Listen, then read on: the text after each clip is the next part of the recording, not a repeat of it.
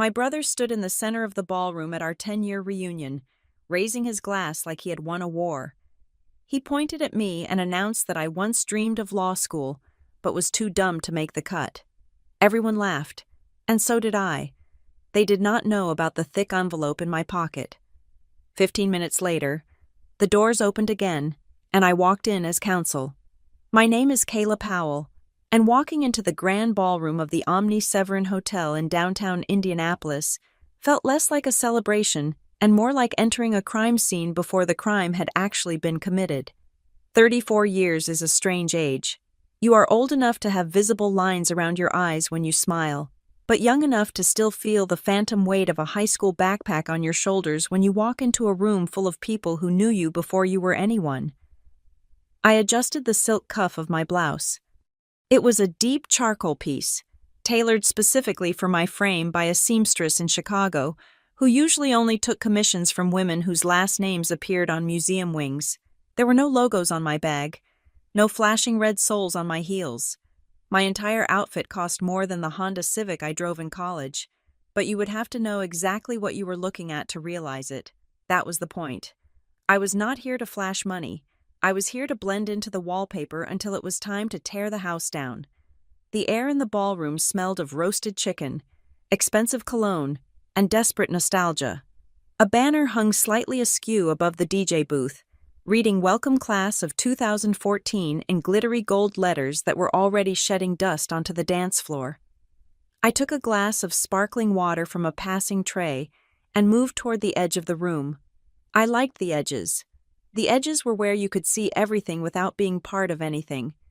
I saw faces I recognized, though they had been warped by the decade.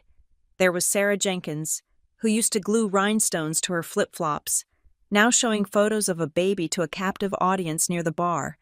There was Mike Ross, the varsity quarterback, looking significantly heavier and sweating through a dress shirt that was one size too small. They were all playing roles, projecting the best versions of themselves, terrified that someone might see the cracks. And then, there was Grant. My brother did not just walk into a room, he invaded it. Even though he had graduated 2 years before my class, he was here. Of course he was here. Grant never missed an audience. He was standing near the center of the room, surrounded by a group of men who were laughing too hard at whatever he was saying. Grant was 36, handsome in a way that suggested he spent a lot of money on his haircut and even more on his teeth. He wore a navy suit that fit him perfectly, a stark contrast to the ill-fitting rentals scattered around the room. He was the executive vice president of a local financial firm now, a title that sounded impressive until you looked closely at the turnover rate of their employees. I watched him from my corner. He held his drink high, gesturing broadly. He looked like the king of Indianapolis. He looked like a man who had never been told no in his entire life. To be fair, he rarely had. Our parents had spent 3 decades clearing the road for him, smoothing over his mistakes with checkbooks and apologies, while I was expected to walk through the gravel he left behind. I took a sip of water, the bubbles sharp against my tongue. I checked my watch. 8:17 in the evening. The timeline was tight. Suddenly, the music dipped. The DJ, a kid who looked barely old enough to drive, faded out the bass-heavy remix of a top 40 hit. I saw Grant step up to the DJ booth. He didn't ask for the microphone, he just held out his hand, expecting it to be given to him. The DJ obliged. The feedback whine pierced the air for a split second, making half the room wince. Grant laughed, a booming, confident sound that commanded attention. "Testing, testing," Grant said, his voice echoing off the high ceilings. "Is this thing on? All right, ladies and gentlemen, class of 2014. A smattering of cheers erupted. Grant grinned. He loved this. He fed on it. I know, he continued, pacing slightly like he was giving a TED Talk. I am not in your class. I am just the older, wiser, and let us be honest, better-looking guest. Laughter, easy, comfortable laughter. He had them. But seriously, Grant said, his tone shifting to that mock-sincere register he used when he was about to sell something. I look around this room and I see so much potential. 10 years ago, you guys were kids. Now I see doctors. I see business owners. I see mothers and fathers. It is beautiful. He paused, scanning the room.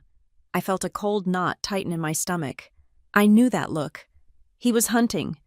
His eyes swept over the crowd, past the bar, past the tables, until they locked onto me. He smiled. It wasn't a brotherly smile. It was the smile of a predator who had found a wounded animal. "Speaking of potential," Grant said, pointing a finger directly at me. The spotlight didn't move, but 500 pairs of eyes did. They followed his finger to the corner where I stood. "Look who decided to show up. My little sister, Kayla." The room went quiet, not a respectful quiet, but an awkward, curious quiet. "You guys remember Kayla, right?" Grant chuckled into the mic. "Quiet girl, always had her nose in a book, God." I remember this one conversation we had at the kitchen table. Senior year.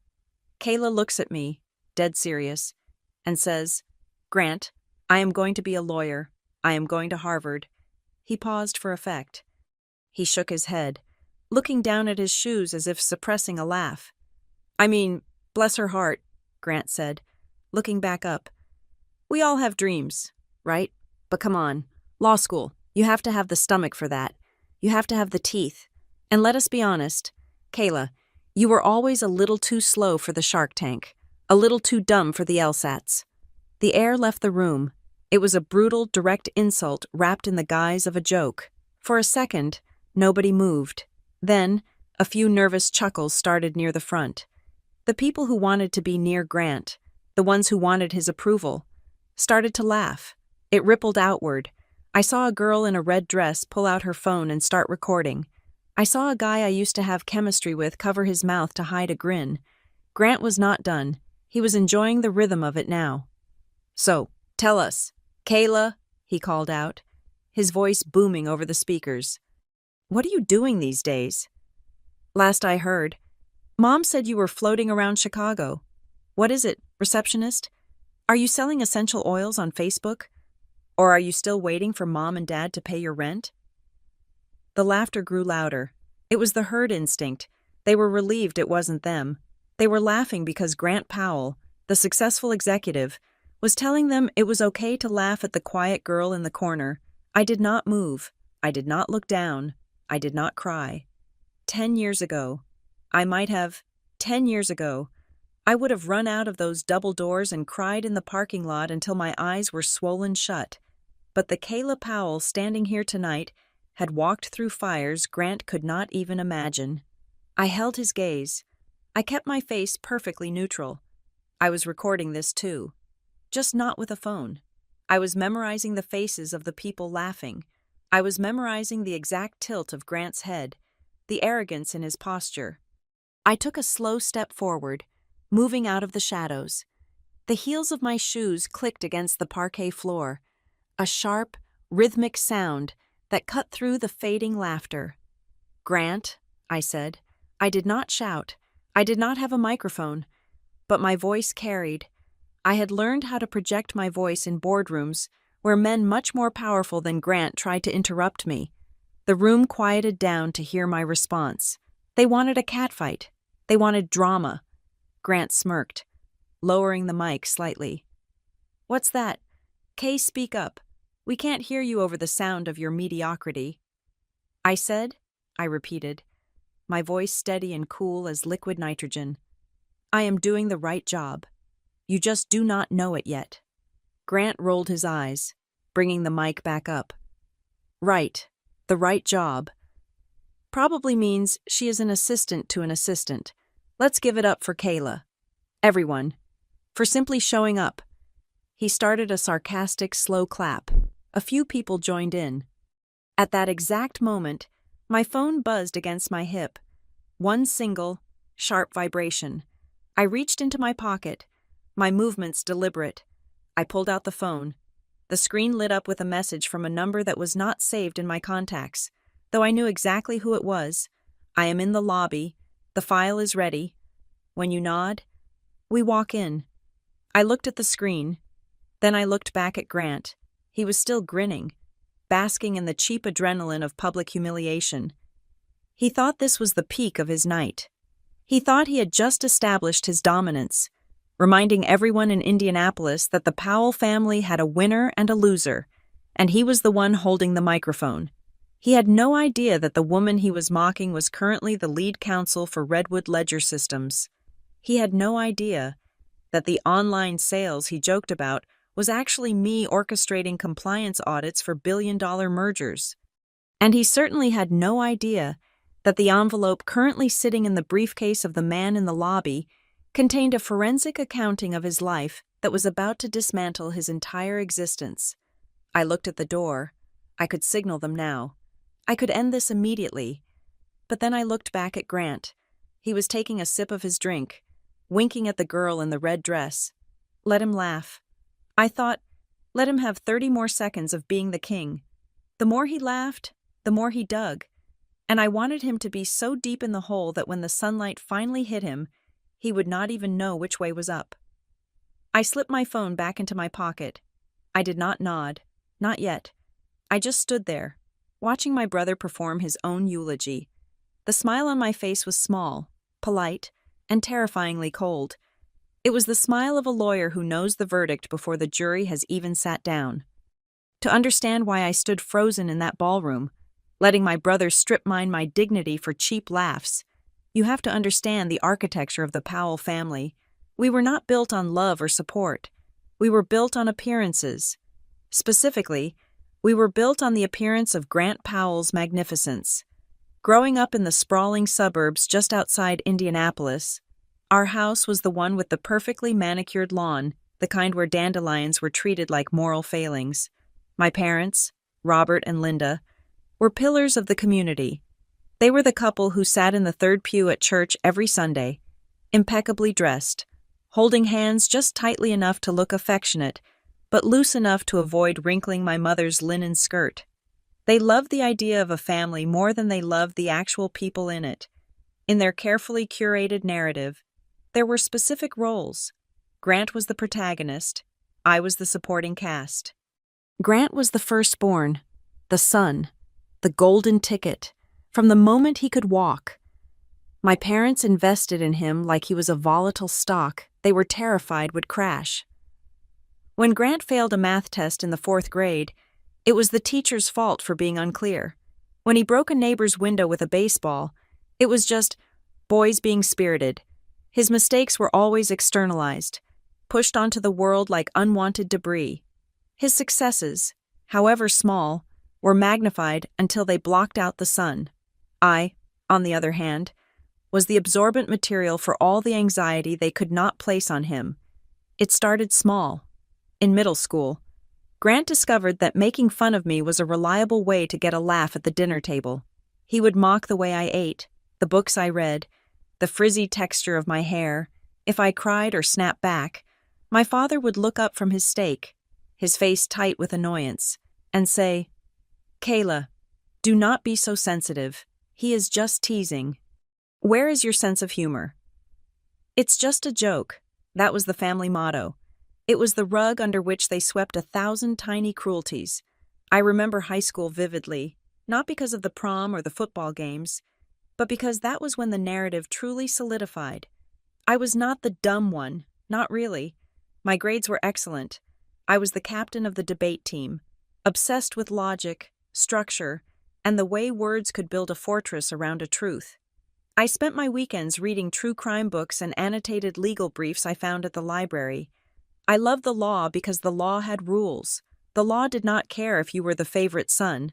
The law only cared about what you could prove. Mrs. Albright, my civics teacher, was the first person to actually see me. She pulled me aside after a mock trial junior year where I had dismantled the opposing team's argument about eminent domain. "Kayla," she had said, her eyes serious behind thick glasses, "you have a mind for this. You argue with precision. Have you thought about law school, real law school?" I carried that compliment home like a fragile bird in my hands. I wanted to share it. I wanted, just once, to sit at the dinner table and have the spotlight shift, even for a second. That night, over a pot roast that was slightly too dry. I told them I wanted to be a lawyer. I told them about Mrs. Albright. I even mentioned a small pre-law summer program at a state college I had secretly applied to and been accepted into with a partial scholarship. The silence that followed was not the stunned silence of pride. It was the uncomfortable silence of someone pointing out a stain on the carpet. Grant, who was home from his freshman year of college where he was partying more than studying, snorted into his water glass. "Lawyer," he said, wiping his mouth. "Kayla, come on. You get anxiety ordering a pizza. You think you can stand up in a court?" I looked at my parents, waiting for the defense, waiting for them to say, "That is amazing, honey." Instead, my mother sighed, the sound of a woman burdened by a difficult child. "Kayla, sweetie, we just want you to be realistic. Grant is right. It is a very aggressive field. We do not want you to get your hopes up and then be crushed. You know how you get." "How I get?" I asked, my voice rising. "Emotional," my father cut in, slicing his meat with surgical precision. "You are emotional. Kayla, lawyers need to be tough. Grant has that toughness. You are better suited for something supportive, something quieter." "But I got into the program," I insisted, pushing the acceptance letter across the table. "It is right here." My father glanced at the paper and then back at me. "We are not paying for a summer camp so you can play pretend. Kayla, save that money.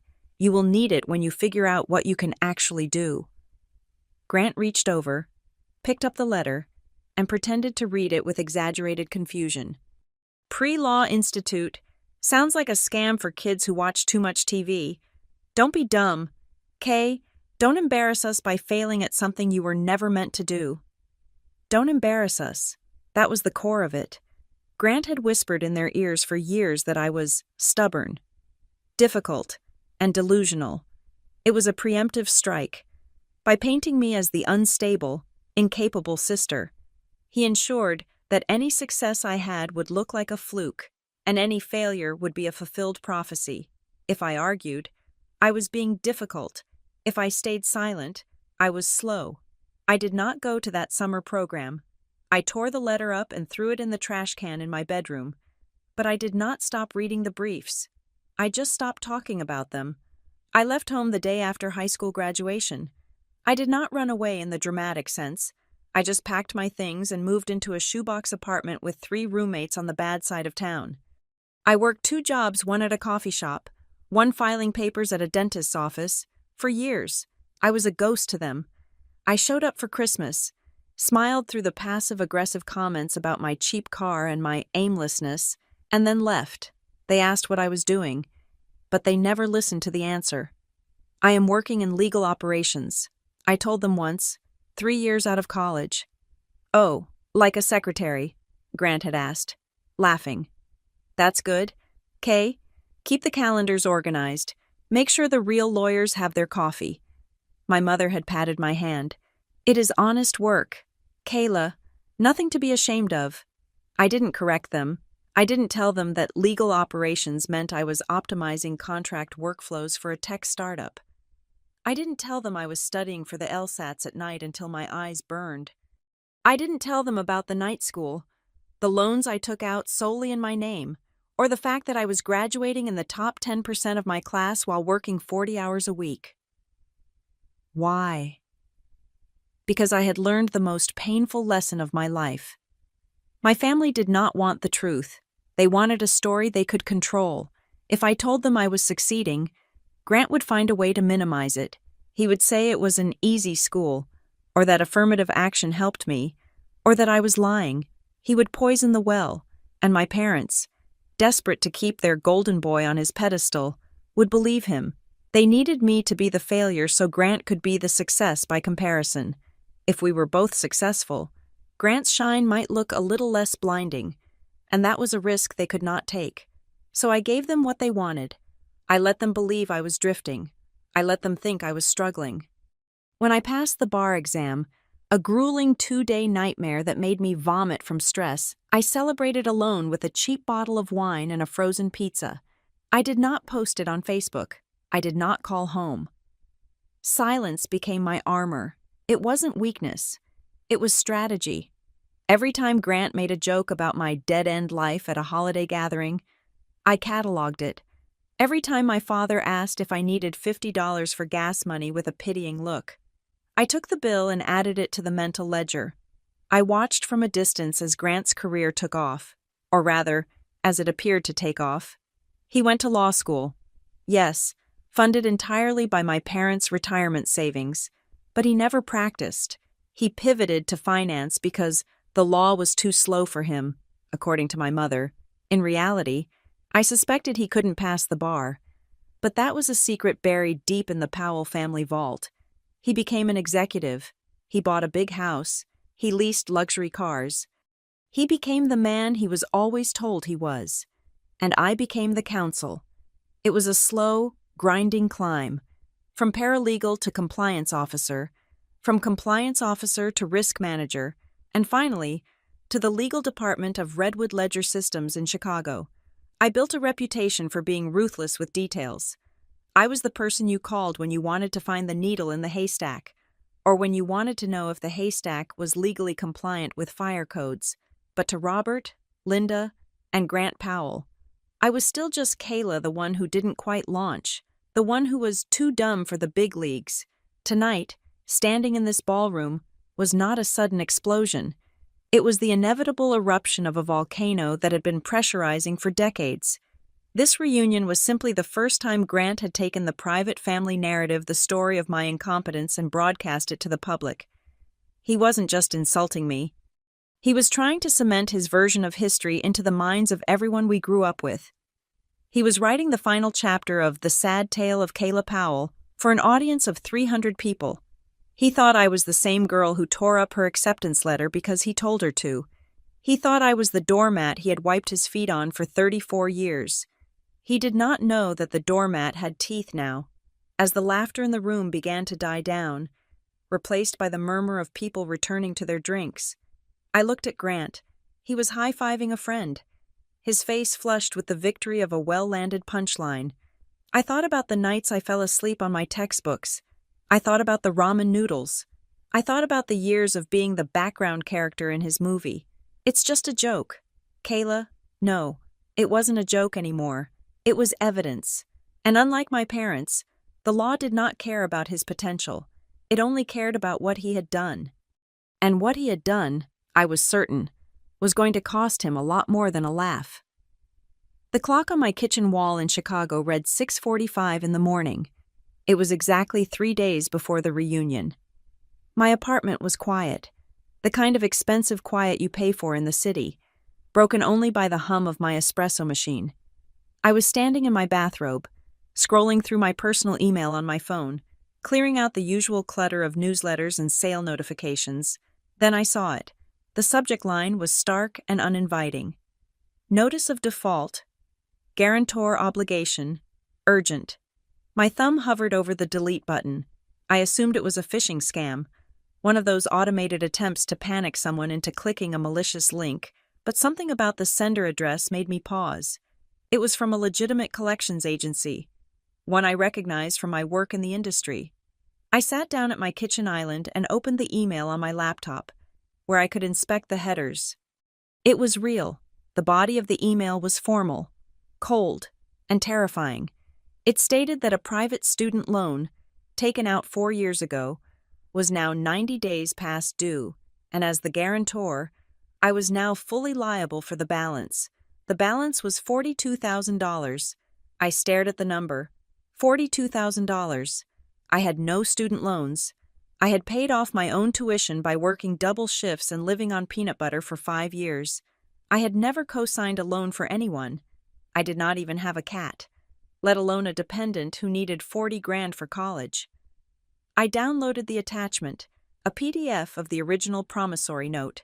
My heart was hammering against my ribs, a physical thud that seemed too loud for the empty room.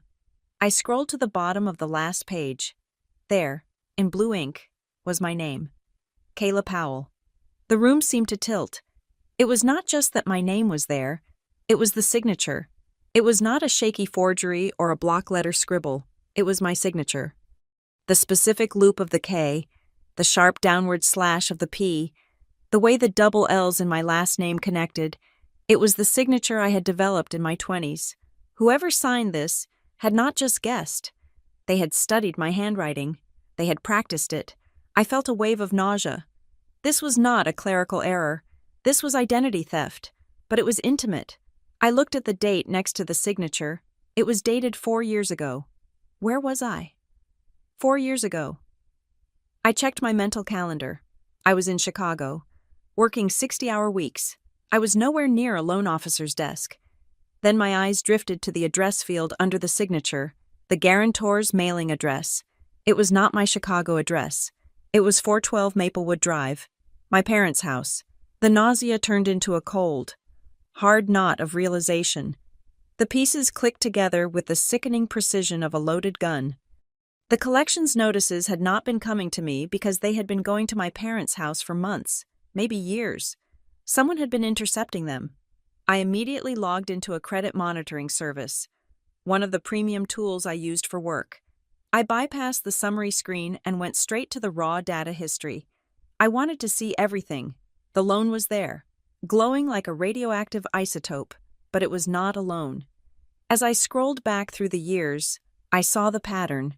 A credit card opened 5 years ago with a limit of $5,000, maxed out, then paid off in a lump sum. A utility bill for an apartment in a part of town I never lived in. An auto loan inquiry that was denied, then approved a week later under a slightly different income bracket. My credit profile had been used as a slush fund. It was a safety net I never volunteered to hold. I picked up my phone. My hands were shaking, not from fear, but from a rage so cold it felt like ice in my veins. I dialed my mother's number. She answered on the second ring, her voice bright and cheery. Kayla. Good morning. We are so excited to see you on Saturday. Did you decide on... Mom, I cut her off. I am looking at a default notice for a $42,000 loan. It has my signature on it, and it is listed under your address. The silence on the other end was instant. It was not the silence of confusion. It was the silence of a deer hearing a twig snap. Mom, I pressed. Oh, Kayla, she said, her voice dropping an octave, losing all its brightness. You know how mail gets mixed up? We probably just missed it. You missed a default notice, I asked. You missed a promissory note, Mom. Who signed this? It is my name, but I did not sign it. Now, don't get hysterical, she said, utilizing the word she always used when I asked a logical question she did not want to answer. It was a difficult time. You know your brother was transitioning between firms. He needed a little bridge. We didn't want to bother you. A bridge, I repeated. You forged my signature for $40,000 because Grant needed a bridge. We didn't forge it, she said quickly, defensive now. Your father just handled the paperwork. We knew you would want to help your brother. You weren't using your credit for anything big. You were just renting that little apartment. I felt the air leave my lungs. Just renting that little apartment, as if my financial autonomy was a toy they could borrow because I wasn't playing with it correctly. Put Dad on, I said. He is in the garden, she said. Put him on. Mom? I heard a muffled conversation, the sound of a hand over the receiver. Then my father's voice came on. He didn't sound apologetic. He sounded annoyed. Kayla, listen, he said, his tone brisk. This is a temporary cash flow issue. Grant is moving money around. It will be cleared up by next month. Do not make a federal case out of this. You committed a felony, I said. Identity fraud, forgery, wire fraud. Since the loan was processed online. We are a family, he snapped. We do what is necessary. Grant has a reputation to maintain. He couldn't have a high debt-to-income ratio showing up when he was applying for his executive role.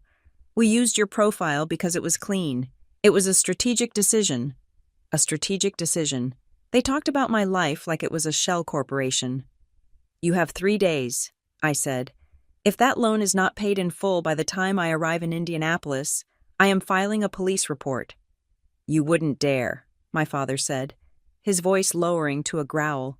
You would send your brother to jail over money, after everything we did for you." I hung up. I could not listen to the twist of logic that somehow made me the villain for being the victim of fraud. 5 minutes later, my phone buzzed. A text from Grant. "Mom is crying. Nice job. Don't be a psycho. Kayla, it is being handled. Don't ruin my future because of some paperwork errors. We will talk at the reunion. Calm down." I stared at the screen. Paperwork errors. Psycho. I did not scream. I did not throw the phone. I walked over to my window and looked out at the Chicago skyline. The rage was gone, replaced by a crystalline clarity. They did not respect me as a person. They viewed me as a resource. And now, that resource was going to burn the factory down. I called a friend of mine, David, a litigator who specialized in white-collar crime. I explained the situation briefly. "I need you to represent me," I said. "Not for a lawsuit yet.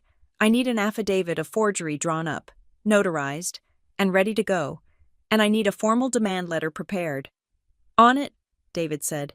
"I'm sorry. Kayla, this is messy." "It is about to get messier," I said. After hanging up with David, I sat down at my work computer. It was a dual-monitor setup, encrypted, secure. I logged into the Redwood Ledger Systems network. My parents and Grant thought I was a receptionist or a low-level admin. They had never asked what legal operations meant. Redwood Ledger Systems was not just a company. It was a back-end infrastructure giant. We processed compliance audits for fintech mergers. We were the people who checked the skeletons in the closets before billion-dollar deals were signed. My job was to hunt for discrepancies, money laundering, hidden debt, shell companies. I spent my days looking at spreadsheets that people had tried very hard to hide. I typed Grant Powell into our internal search bar, just to see if his name popped up in any public record databases we subscribed to. Nothing unusual appeared at first, just his property records, his vehicle registration. Then I typed in the name of his company, Sterling Horizon Financial. The screen populated with a list of active files. My breath caught. Sterling Horizon Financial was flagged in our system. Not as a client, but as a third-party vendor for a larger entity we were currently auditing. I opened the file. It was a vendor risk assessment for a massive regional bank merger. The bank was acquiring several smaller financial advisories. Sterling Horizon was one of the firms being absorbed. I scanned the red flags section of the audit. Discrepancy in loan origination documents. Potential commingling of personal and business assets among executive leadership. Unverified guarantor data. I froze. Unverified guarantor data. I opened the detailed ledger. There, buried in a spreadsheet of hundreds of transactions, I saw a familiar pattern. It wasn't just my name. It was a methodology. Grant's firm had been bolstering its liquidity by taking out personal loans under the names of family members of its employees and board members, likely without their full consent, to make the company's books look healthier than they were before the acquisition. They were using personal credit to prop up corporate debt, and Grant was the executive vice president. He wasn't just a participant.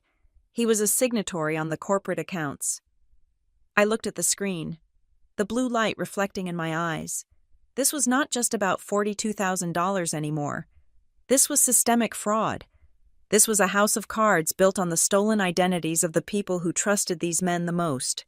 And the reason Grant was so confident, the reason he told me not to ruin his future, was because the merger was supposed to close in 2 weeks.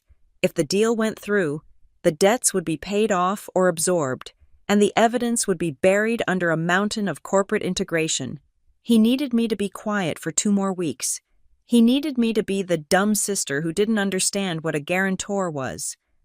I picked up my encrypted work phone and dialed the number for the head of internal investigations at Redwood. "This is Kayla Powell, Counsel for the Midwest Compliance Unit," I said when he answered. "I have a conflict of interest declaration to make regarding the Sterling Horizon file, but before I recuse myself, I have evidence of material fraud that requires immediate preservation." "Go ahead, Kayla," he said. "The fraud involves the use of non-consensual guarantors," I said, my voice steady. "I can prove it. I am one of them." I hung up the phone and looked at the date on my screen. The reunion was in 3 days. I wasn't just going to Indianapolis to visit, I was going to a crime scene. And for the first time in my life, I wasn't the victim, I was the lead investigator. Grant wanted to talk about the past, fine. We would talk about the past, but we were going to use my documentation. People often ask how you survive being the black sheep. They assume it involves a lot of screaming matches or dramatic exits in the rain. But the truth is much quieter. Surviving is about construction. You have to build a new self, brick by brick, in the dark, where no one can kick it over before the mortar dries. When I left Indianapolis at 18, I didn't have a plan. I just had a terrifying amount of adrenaline and $200 in a checking account my parents couldn't access. I moved to Chicago not because I loved the city, but because it was big enough to disappear in. The early years were a blur of fluorescent lights and bad coffee. I worked as a receptionist at a logistics firm during the day, answering phones for men who didn't bother to learn my name. They called me sweetheart, or the front desk girl. I smiled, took their messages, and used every spare second between calls to read.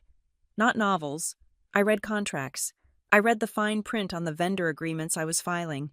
I became obsessed with the architecture of obligation, how words on a page could bind people, protect them, or destroy them.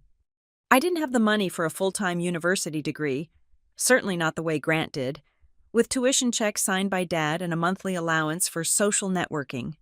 I took the slow road, the invisible road.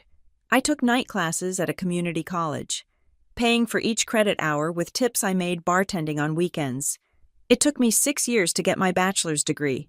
6 years of missing parties, wearing shoes until the soles wore through, and eating dinner out of vending machines. When I finally held that diploma, I didn't frame it. I put it in a drawer and applied to law school. Not the full-time program. I couldn't afford to stop working. I applied to the part-time evening program at a decent, unpretentious law school in the city. This was the part of my life Grant knew nothing about. To him, I was just floating. He didn't see me leaving my office job as a paralegal at 5:30, eating a protein bar on the train, and sitting in a lecture hall from 6 to 10 at night. He didn't see me studying torts on Saturdays while my roommates were at brunch. I remember one specific Tuesday in November of my second year. It was sleeting, that miserable Chicago slush that soaks through your boots. I had been up until 3 in the morning drafting a motion for my boss, and I had a constitutional law exam that night. I was standing on the platform at the Monroe stop, shivering, exhausted down to my marrow. My phone buzzed. It was a text from Mom. Grant just got promoted. We are going to Italy to celebrate. We wish you could come, but we know money is tight for you. I looked at the text. I looked at the gray slush on the platform. For a moment, I wanted to quit. I wanted to just go home, sleep for a week, and accept that maybe they were right. Maybe I was just meant to be the small, sad sister who struggled to pay rent. The exhaustion was a physical weight, pressing down on my chest. But then I thought about what would happen if I quit. I would have to go back to them. I would have to ask for help, and the price of their help was my reality. If I took their money, I had to accept their version of me, the dumb one, the charity case. I put the phone away. I got on the train. I took the exam. And I got an A. That was the turning point. I realized that my spite was a renewable energy source.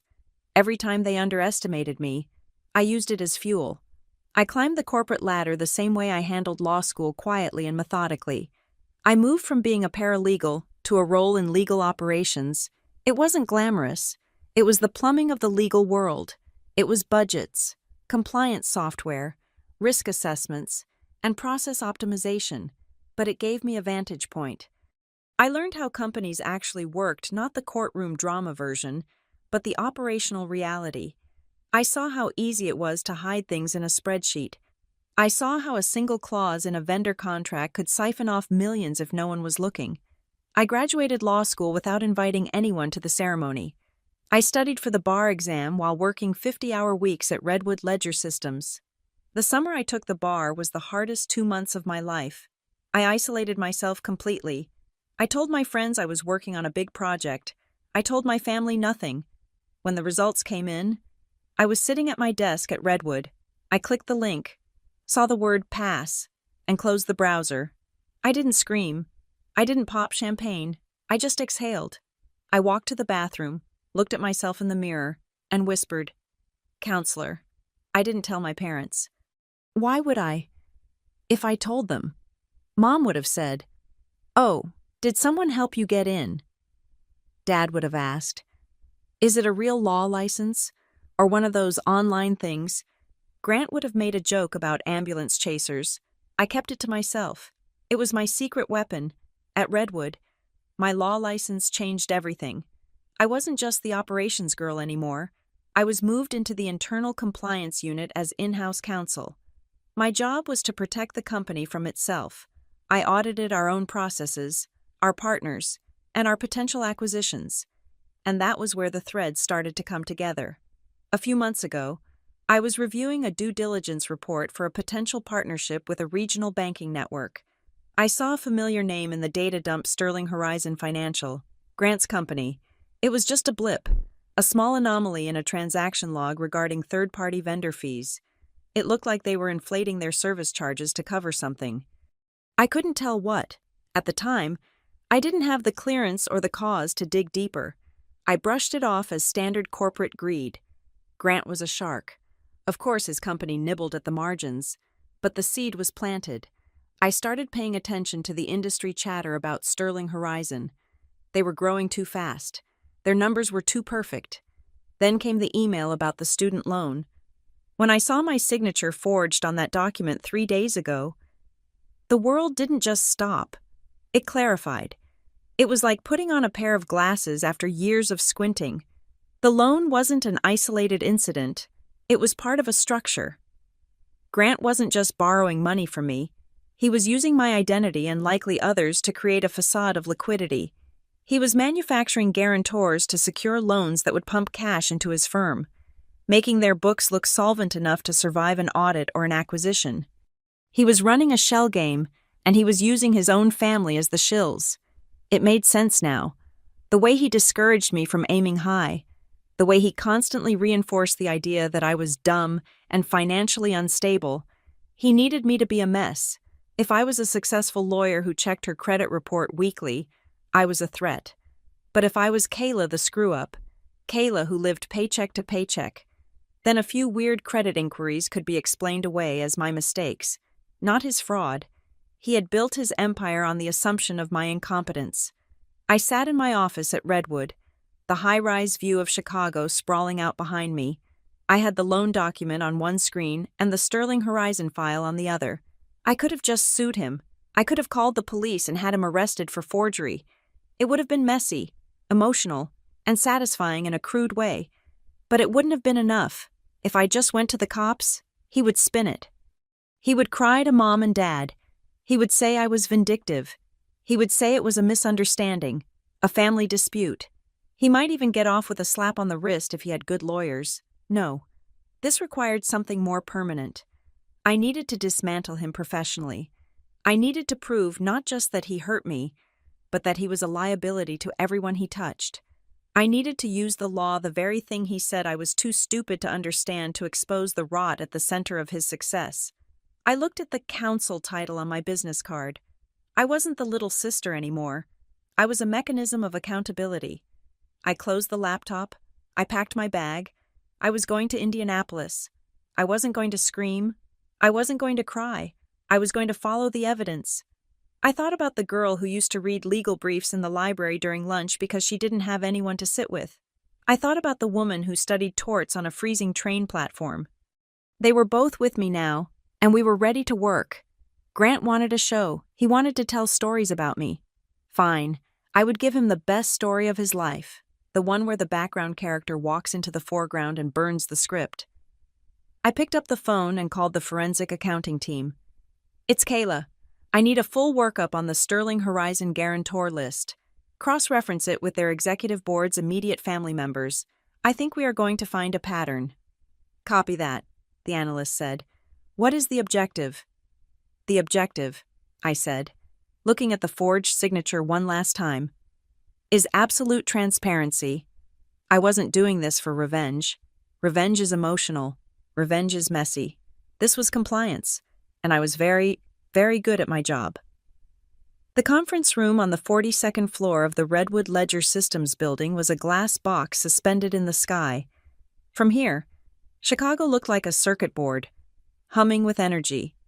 But inside the room, the atmosphere was static and cold. It was Thursday morning, 2 days before the reunion. I had been summoned to a priority briefing by Marcus Thorne, the director of risk management. Marcus was a man who spoke in bullet points and viewed emotions as inefficiencies. "We have a flag," Marcus said, sliding a thick file across the polished mahogany table. "Level 4 vendor breach. It came in from the forensic audit on the Midwest banking merger." I opened the folder. The first page was a summary of anomalies found in the loan origination data of a third-party partner. My eyes scanned the text, looking for the technical specifics, IP mismatches, timestamp errors, bulk uploads. Then I saw the logo at the top of the header. Sterling Horizon Financial. My breath caught in my throat. A sharp, physical hitch that I masked by reaching for my water glass. It wasn't just a logo.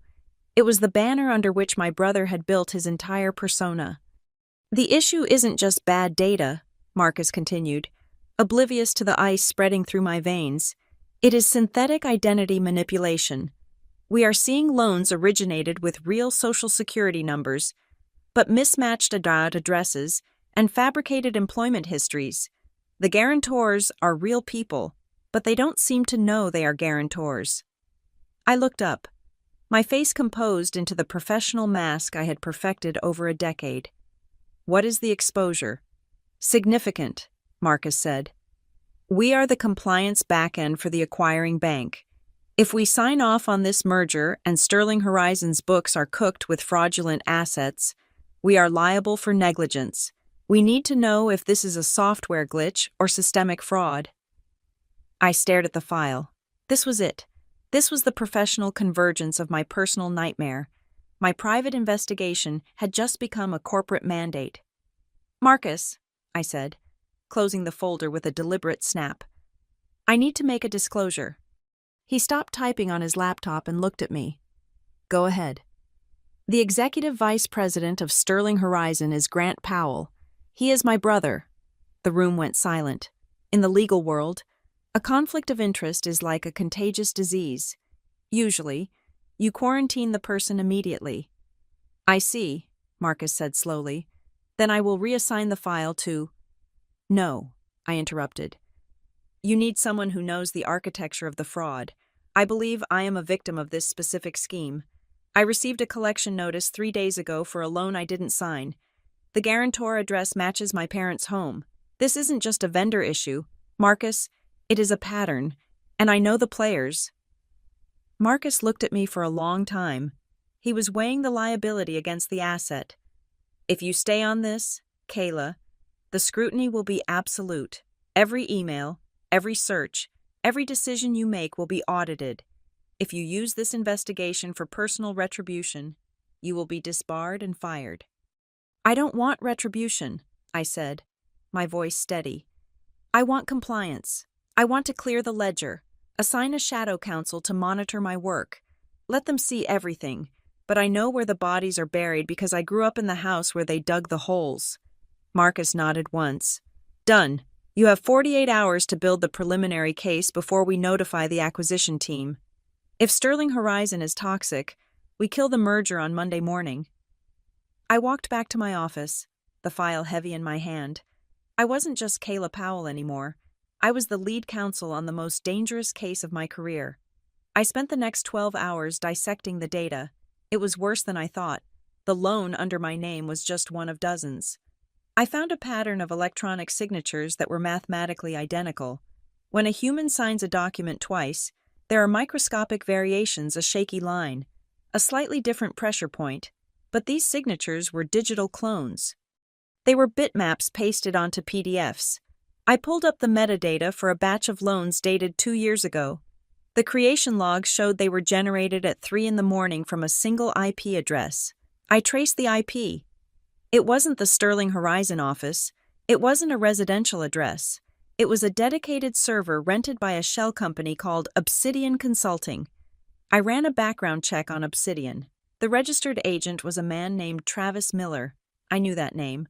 Travis Miller was Grant's best friend from high school, the one who used to cheat off Grant's tests and then brag about their teamwork. Travis was the fixer, the shadow.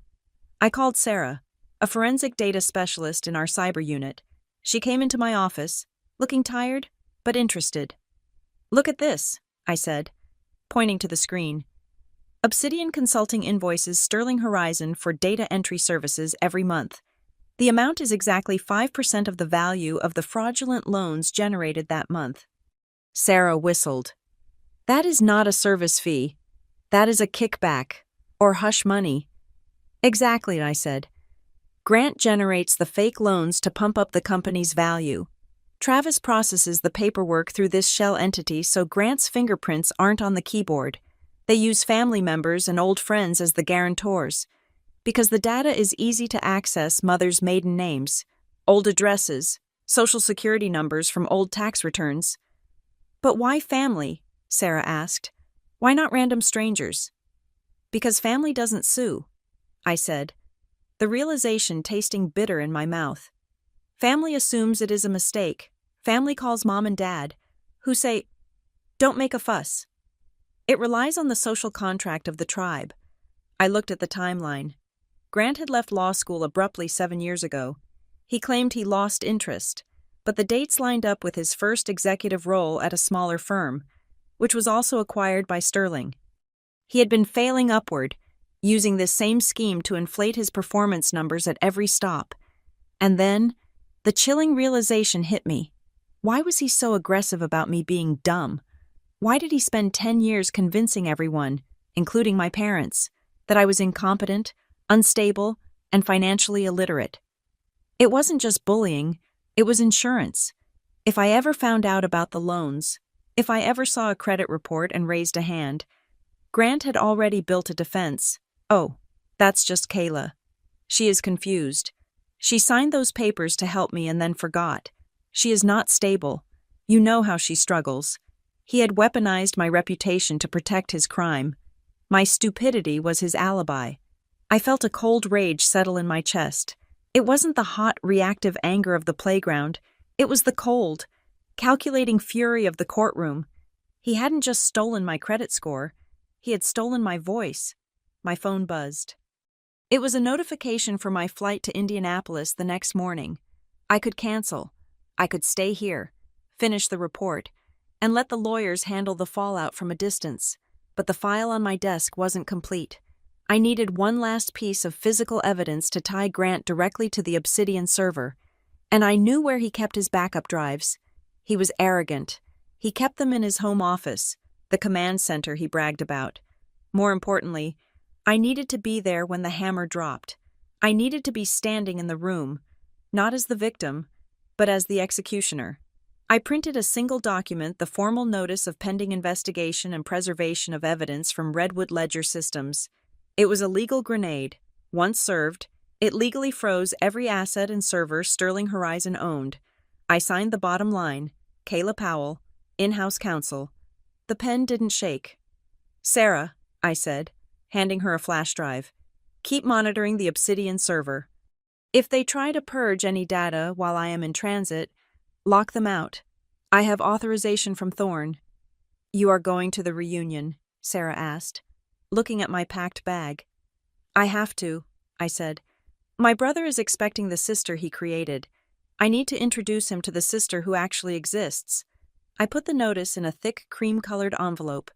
It looked like a reunion gift. It looked like a letter of congratulations. I walked out of the office and into the elevator. The descent was fast. My ears popped. I was heading home to Indianapolis. I wasn't going there to argue at a dinner table. I wasn't going there to cry about my childhood. I was going there to serve papers, and I was going to do it in front of the only jury Grant actually cared about his audience. The applause from Grant's roast was still echoing faintly against the ballroom doors as I pushed them open and stepped into the cool, quiet hallway. The transition was jarring. Inside, the air was hot, thick with perfume and forced laughter.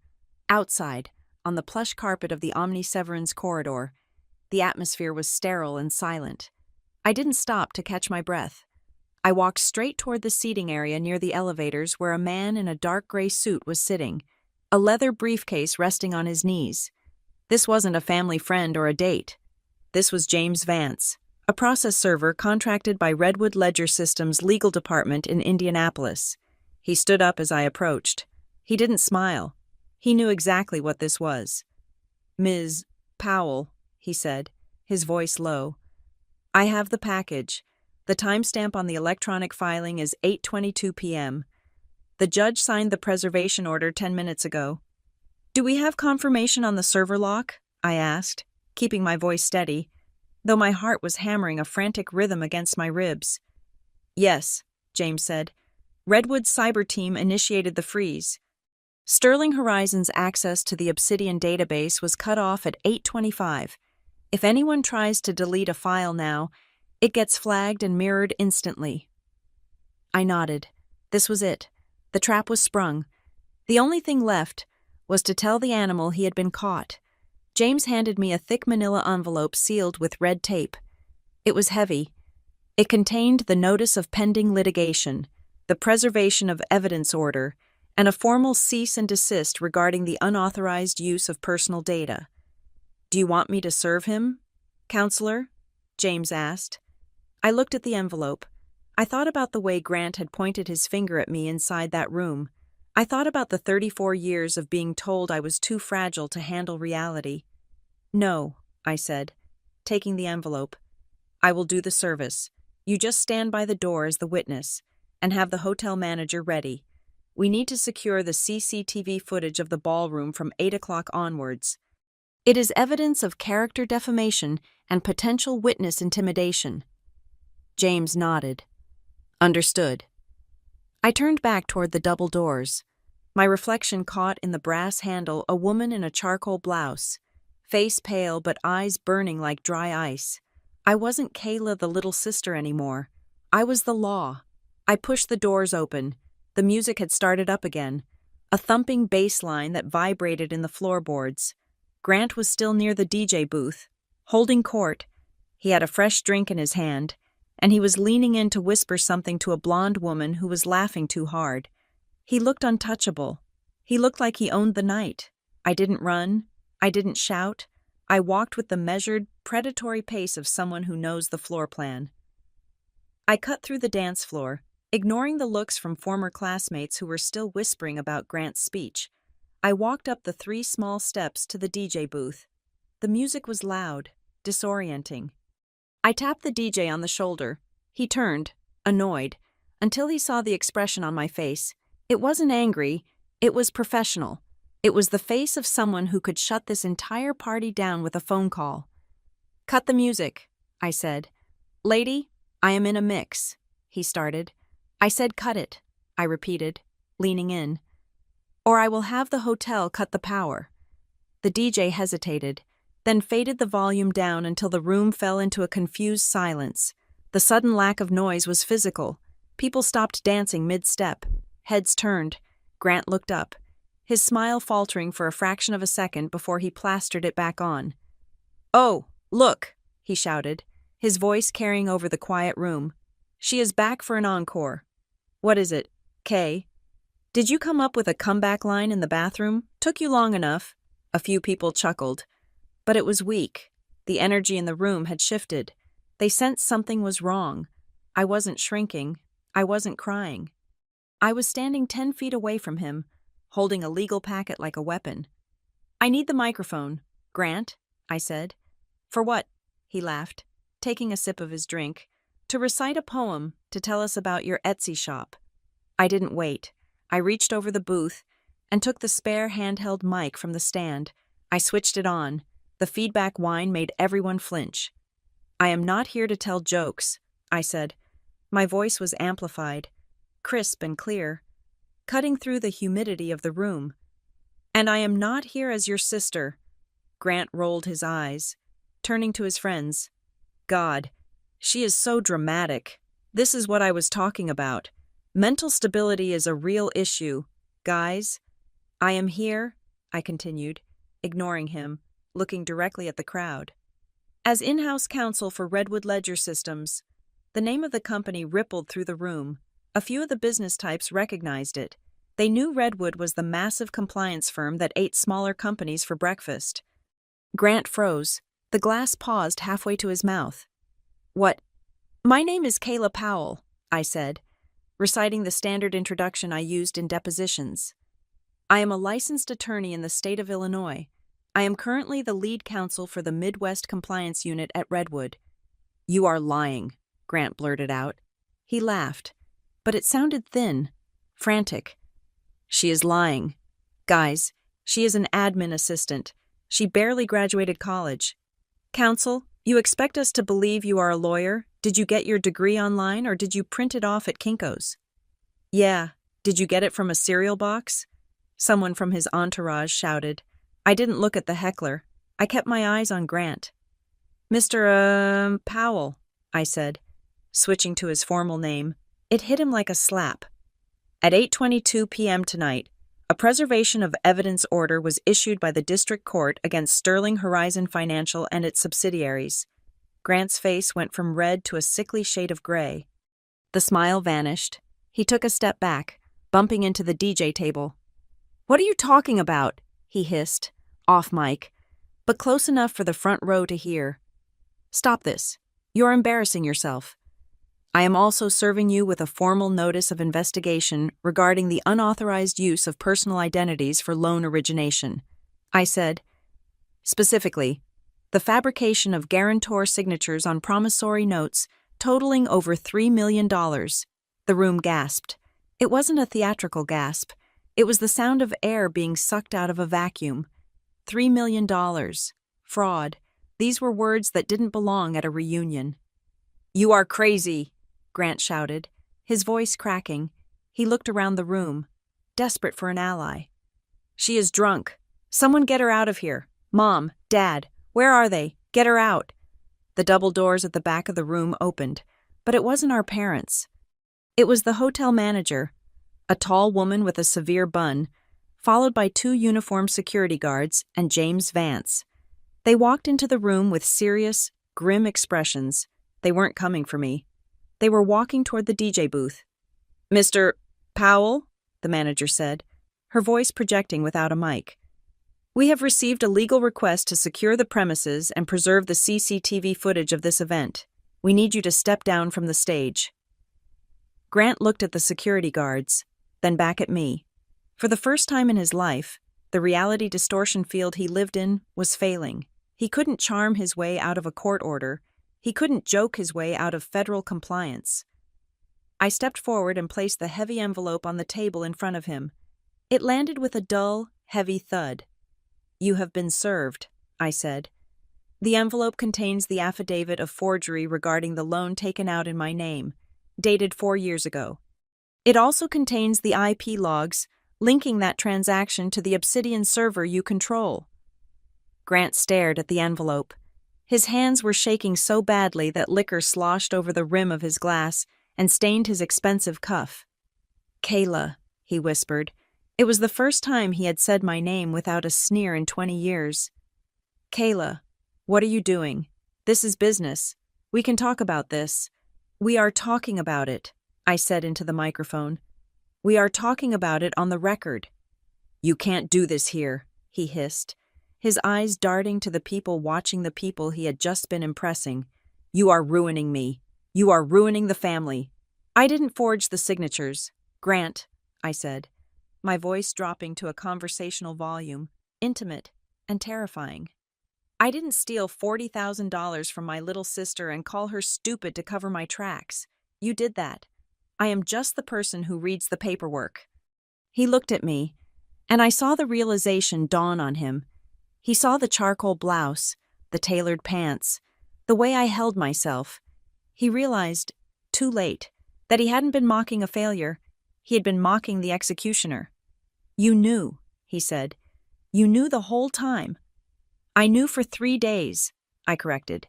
"It took me 3 days to unravel what took you 5 years to build. That is how sloppy you were." The crowd was dead silent. Phones were out, recording everything. This wasn't a funny reunion story anymore. This was the collapse of a local titan. Grant tried to rally one last time. He straightened his jacket, trying to summon the arrogance that had protected him for so long. "This is a misunderstanding," he announced to the room, though his voice wavered. "My sister is clearly confused. This is a personal dispute. I will have my lawyers clear this up in the morning." "Your lawyers are already named in the discovery request," I said simply. "And just so you know, the acquiring bank, the one buying Sterling Horizon, was notified at 8:30. The merger is on hold." That was the kill shot. I saw the light go out behind his eyes. The merger was his lifeline. Without it, the debt he had hidden would crush him. He looked at the envelope again. He didn't touch it. He looked like it was radioactive. "Take it," I said. "It is yours." He didn't move. James Vance stepped up to the platform. "Mr. Powell, if you refuse to accept service, I will leave it at your feet. It is considered served under Indiana law." Grant snatched the envelope. He clutched it to his chest like a shield. He looked small. He looked like a child who had broken a vase and was waiting for the shouting to start. But I didn't shout. I had one more thing to do. I turned to the crowd. "I apologize for the interruption," I said calmly. "Please, enjoy the rest of your night." I placed the microphone back on the stand. I turned my back on him. I turned my back on the brother who had terrorized my self-esteem for decades. I walked down the steps. The crowd parted for me like the Red Sea. No one laughed. No one whispered. They looked at me with a mixture of fear and awe. I saw the girl who had recorded the roast earlier. She was staring at me with her mouth open. I saw Mike Ross, the quarterback, look down at his shoes as I passed. I walked toward the door, my heels clicking on the floor. I could feel Grant's eyes on my back. I could feel the heat of his panic. But I didn't turn around. I had work to do. The deposition was just beginning. As I reached the doors, I heard a voice I knew too well. "Kayla." It was my mother.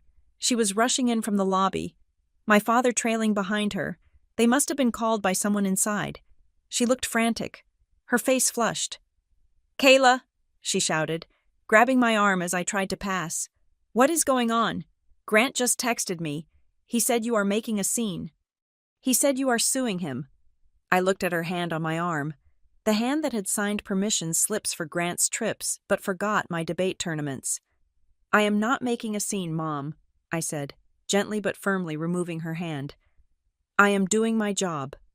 "You are destroying this family," my father barked, stepping up beside her. "Over money. We told you we would pay it back. How dare you humiliate your brother like this?" "He humiliated himself," I said. "And for the record, Dad, it is not about the money. It is about the $42,000 of fraud you helped him commit under my name." "We are your parents," my mother cried, tears welling up instantly. "We did what we had to do." "And now I am doing what I have to do," I said. "I suggest you go check on your son. He is going to need a very good criminal defense attorney. I can recommend a few, but I doubt they will take the case once they see the evidence." I walked past them. I walked out of the ballroom, out of the hotel, and into the cool Indianapolis night. My hands were still steady. My breathing was even. I took my phone out and dialed Marcus Thorne. "It is done," I said. "Service is complete. The merger is dead."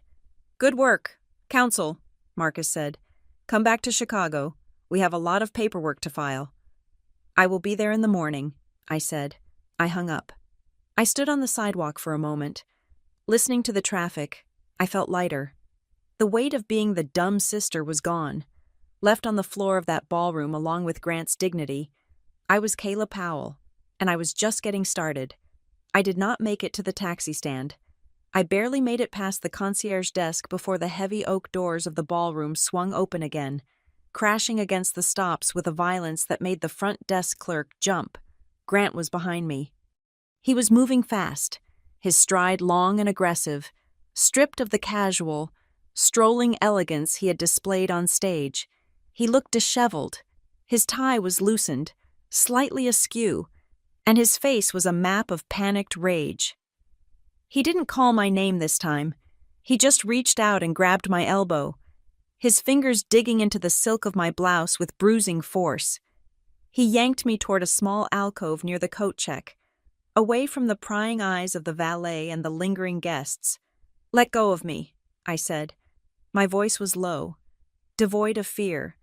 It was the voice I used when a junior associate missed a filing deadline. "You are insane," Grant hissed, his face inches from mine. I could smell the scotch on his breath, mixed with the sour, metallic scent of adrenaline. "You are actually insane. Do you have any idea what you just did? You just nuked my life in front of half the city." "I served a legal notice," I said, pulling my arm free with a sharp, practiced twist I had learned in a self-defense class years ago. "If you feel the service was improper, you can file a motion to quash." "Stop talking like that," Grant shouted, though he quickly lowered his voice when a couple walked past us toward the elevators. "Stop acting like you are some high-powered attorney. You are a compliance officer. Kayla, you check boxes. You don't litigate. You don't understand the game." "I understand that forgery is a felony," I said. "I understand that wire fraud carries a sentence of up to 20 years in federal prison. Is that the game you are playing, Grant? Because if it is, you are losing." "You are self-destructing," he spat, pacing in the small circle of the alcove. He ran a hand through his perfectly gelled hair, ruining it.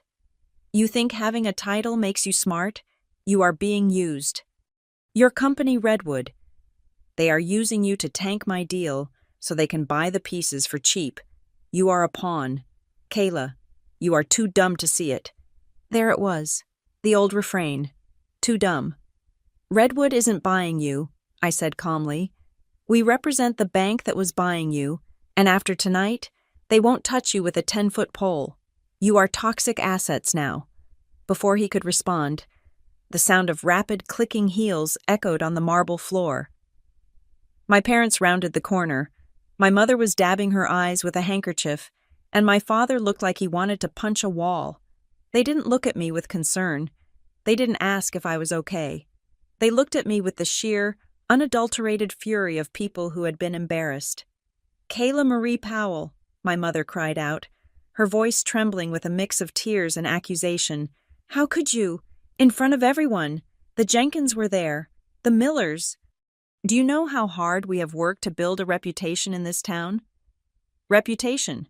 I asked, looking at her. "Mom, your son stole my identity. He took out $42,000 in my name. He put me at risk of bankruptcy. And you are worried about the Jenkins family." "It is just money," my father snapped, stepping between me and Grant, instinctively shielding his son. "We would have fixed it. Grant told us it was temporary. He is handling millions of dollars. Kayla, sometimes things get moved around. You don't call the police on your brother over a bookkeeping error." "It wasn't an error," I said. "It was a crime." "It was a strategy," Grant interjected, sensing the reinforcements. He straightened up, regaining a sliver of his confidence now that the dynamic had shifted back to the familiar 3 against 1. "And you know what? You agreed to it." I stared at him. "Excuse me." Grant looked at our parents, then back at me, his eyes narrowing. He was improvising now, rewriting history in real time. This was his superpower. He could lie with such conviction that he almost believed it himself. "Don't play innocent," Grant said, shaking his head with mock disappointment. 4 years ago, you were struggling. You were living in that shoebox apartment. You sent the papers home. You told Mom to sign for you because you were working double shifts and couldn't get to a notary. You said, "Grant, use my credit if it helps. Just pay it back when you can." We had a verbal agreement. My mother nodded, latching on to the lie like a drowning woman grabbing a life raft. "That sounds right," she said, sniffing. I remember you sending something. Kayla, you were always so scattered back then. We were just trying to help you help your brother." "See," Grant said, spreading his hands. "You authorized it. But now you are jealous because I made it big, and you are still a worker bee. So you are rewriting history to make me look like a villain. This is a vendetta. It is pathetic." It was a masterclass in gaslighting. In under 30 seconds, He had turned a felony forgery into a sister's jealous fit, and he had recruited our parents as corroborating witnesses. If I had been 24, I might have crumbled. I might have questioned my own memory. I might have apologized. But I was 34, and I was holding a mental dossier that was thicker than the Bible. A verbal agreement, I repeated, my tone flat. Yes, Grant said, crossing his arms. And good luck proving otherwise in court. It is your word against 3 of us. Who is a jury going to believe the successful executive and the respected community leaders, or the sister who has a history of emotional instability? He tapped his temple significantly. My father nodded in agreement. Stop this nonsense. Kayla, my father commanded. Go back in there, apologize to the management, and tell them it was a misunderstanding. We will go home and discuss this like a family. I let a small, cold smile touch my lips. It was the smile of a trap snapping shut. You said I sent the papers home because I was working double shifts, I said, looking at Grant. And that Mom signed them for me because I couldn't get to a notary. Exactly, Grant said. And the date on the promissory note is June 12th, 4 years ago. I said. I memorized it. Sure, June, whatever. Grant waved his hand. The date doesn't matter. Actually, in law, the date is the only thing that matters, I said. I pulled my phone out of my pocket. I didn't need to unlock it. I knew the facts, but I wanted them to see me checking. June 12th, 4 years ago, that was a Tuesday. So what? My father demanded. On June 12th, 4 years ago, I said, looking up from the screen. I wasn't in Chicago. I wasn't in Indianapolis. I was in London. Grant blinked. What? I was a junior compliance officer, I explained, my voice crisp. I was sent on my first international audit. I was in the air, on a flight from O'Hare to Heathrow, for 9 hours that day, and for the rest of the week, I was in a secure data room in a bank in Canary Wharf, where phones and personal documents were prohibited. I took a step toward Grant. He took a step back. I have my passport stamps, I said, ticking the items off on my fingers. I have the flight manifest, which I can subpoena from the airline. I have the hotel receipts. I have the entry logs from the bank in London. Unless I develop the ability to telepathically sign a document in Indiana while I was 30,000 feet over the Atlantic Ocean, your story about me sending papers home is physically impossible. The silence that fell over the alcove was absolute. My mother stopped crying. My father looked at Grant, his brows furrowing as the reality of the lie crumbled. They could rationalize helping me sign, but they couldn't rationalize a physical impossibility. Are you in London? My mother whispered. You never told us you went to London. I did tell you, I said softly. I called you when I got back. I was so proud.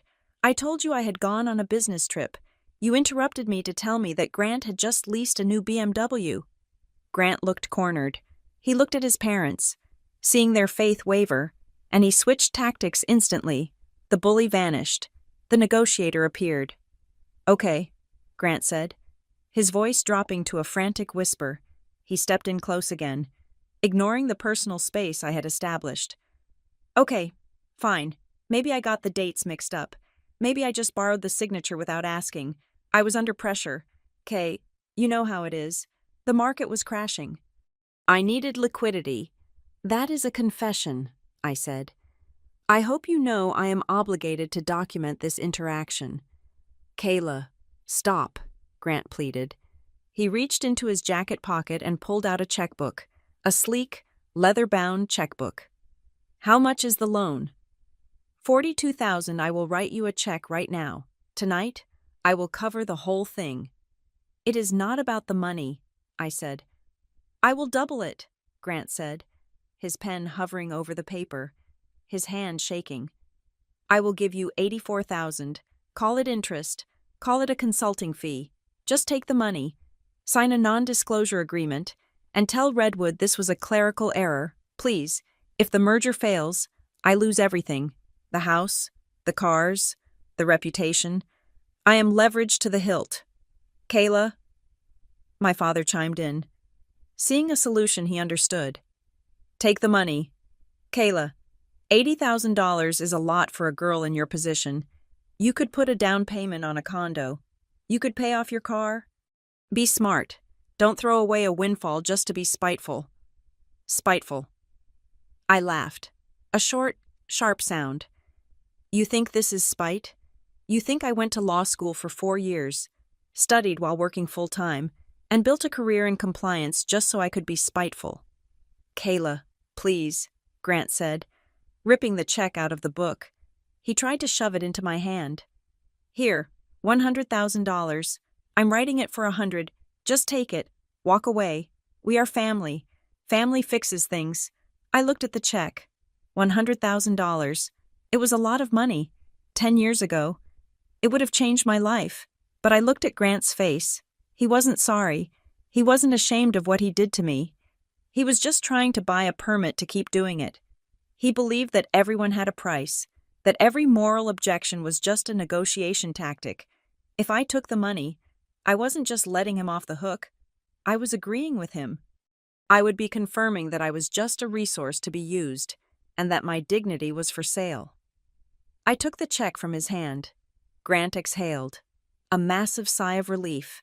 A smirk began to tug at the corner of his mouth. He thought he had won. He thought he had bought the dumb sister off. Good girl, my father said, relaxing his shoulders. I knew you would see reason. I held the check up between 2 fingers. Then, slowly and deliberately, I tore it in half. The sound of the paper ripping was louder than a gunshot in that small space. Grant's eyes went wide. My mother gasped. I tore the halves into quarters, then into eighths. I let the pieces flutter to the floor like confetti. I don't want your money, Grant, I said. I make my own money, and I make it legally. Then what do you want? Grant screamed, losing control again. What the hell do you want from me? I want my name back, I said. My voice was iron. I want my name off every document, every loan, every fraudulent ledger you have created. I want my credit history scrubbed clean. And I want the world to know that Kayla Powell is not a guarantor for your failures. You are going to ruin us, my mother sobbed. You are going to put your brother in jail.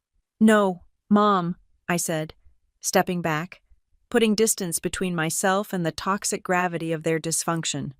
I am not putting him in jail. The evidence is putting him in jail. I am just the one who turned on the lights. You are dead to us, Grant snarled.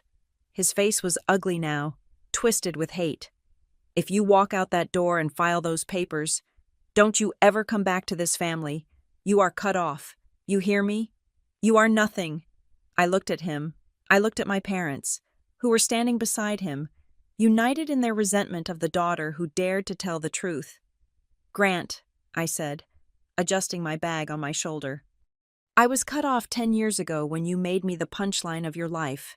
I just finally realized it tonight. I turned around. And by the way, I said, pausing one last time, my hourly rate as counsel is $450. You couldn't afford me even if you wanted to settle. I walked away. Behind me, I heard Grant swearing. I heard my mother weeping. And I heard my father trying to shush them both. But the sounds were fading. They were just noise. I walked through the lobby, past the grand chandelier, and out the revolving doors. I hailed a cab. Where to? The driver asked. The airport, I said. And then Chicago. I wasn't running away. I was going to work. The dumb sister was gone. The council was in session, and I had a closing argument to prepare. The taxi ride to the airport felt like a decompression chamber. I watched the lights of Indianapolis blur past the city that raised me, the city that just tried to bury me. My phone had been vibrating incessantly since I walked out of the ballroom. A frantic staccato of calls from my mother, texts from my father, and threatening messages from unknown numbers that I suspected belonged to Grant's associates. I ignored them all. I was in work mode. At 10:45, just as I was clearing security at the airport, a notification popped up on my personal email. It wasn't from a family member. It was from a generic Gmail address, IndieGhost88. The subject line was simple. I saw what you did. I have the rest of the puzzle. I found a quiet corner near my gate, opened my laptop, and clicked the email. Kayla, you don't know me well, but we went to high school together. I was in the back of the room tonight. I saw you hand Grant that envelope. I have been waiting 5 years for someone to do that. Grant didn't just use you, he used a lot of us. The ones he thought were safe, the ones he thought wouldn't fight back. I worked for Sterling Horizon as a junior analyst right after college. I quit when I saw the books. But before I left, I forwarded myself a chain of emails. I was too scared to use them. Grant threatened to blacklist me from every finance job in the state if I talked. But after tonight, I think you are the person who can finally use these. Check the attachment. A friend. I opened the attachment.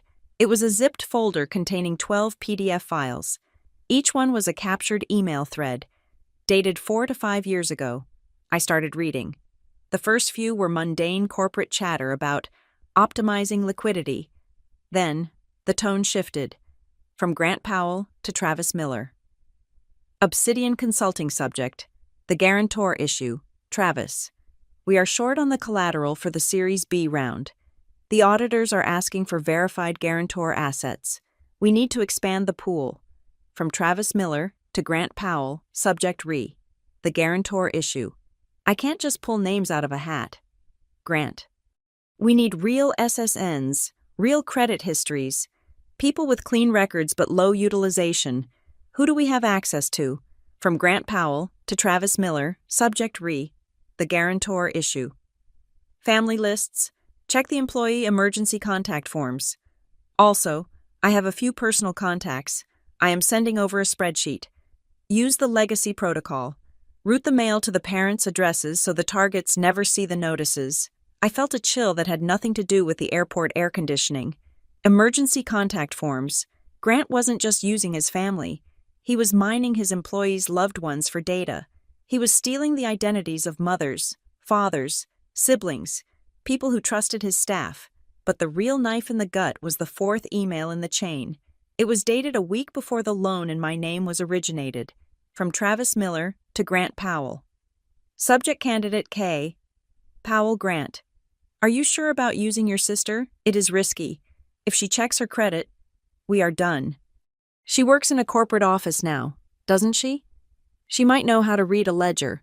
From Grant Powell to Travis Miller. Subject, recandidate, K. Powell. Don't worry about Kayla. She is dumb as a rock when it comes to money.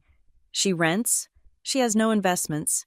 She is too scared to even ask for a raise. She will never check, and even if she does, she won't do anything.